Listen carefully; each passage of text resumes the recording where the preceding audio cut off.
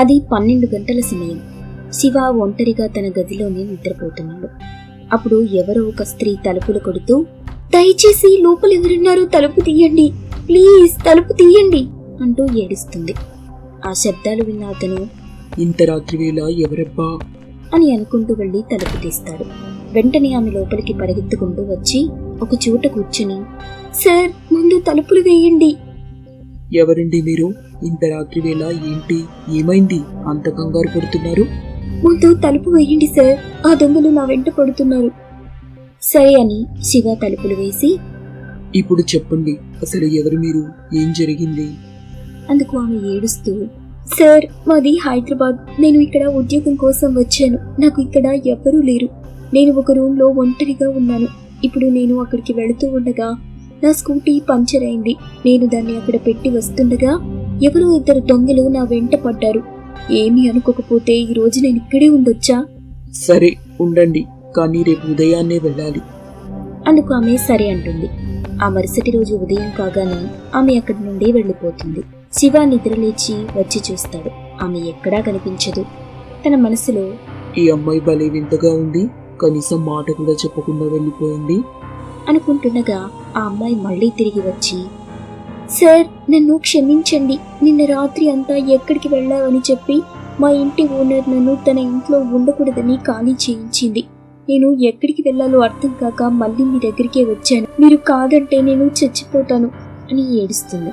అందుకు శివ ఆమెపై జాలిపడి, సరే ఉండండి, కానీ చూసేవాళ్ళు నలుగురు ఏమనుకుంటారో? వాళ్ళు ఏమనుకున్నా నాకు పర్వాలేదు, నా పేరు రజని, మీ పేరు అని అడుగుతుంది. అందుకు శివ అతని పేరు చెప్పాడు.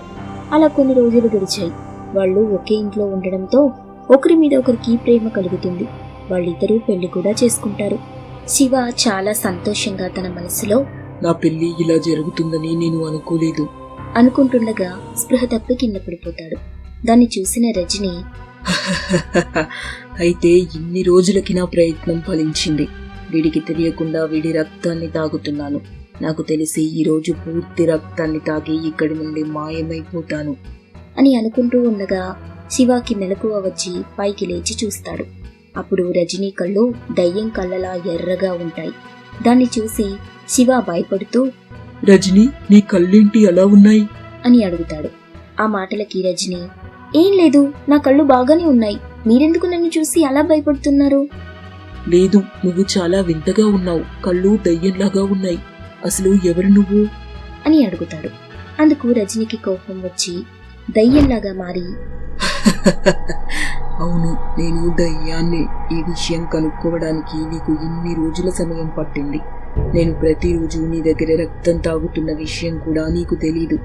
ఈ ఒక్కరోజు కూడా నన్ను రక్తాన్ని తాగనివ్వు, ఇక నేను ఎప్పటికీ ఇలా యవ్వనంగానే ఉండిపోతాను.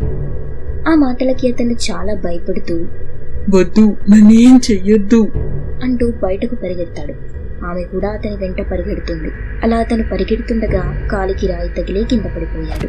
వెంటనే ఆ దయ్యం, నువ్వు నా నుండి ఎక్కడికి తప్పించుకోలేవు అంటూ అతని మెడపై కొరికి అతని రక్తాన్ని తాగి అక్కడి నుండి మాయమైపోతుంది. అలా ఆ దయ్యం ఒక్కొక్కరి రక్తాన్ని తాగి తన యవ్వనాన్ని పెంపొందించుకుంటూ ఉంటుంది. అలా చాలా మంది యువకుల్ని చంపేసి అక్కడి నుండి వెళ్ళిపోతూ ఉంటుంది.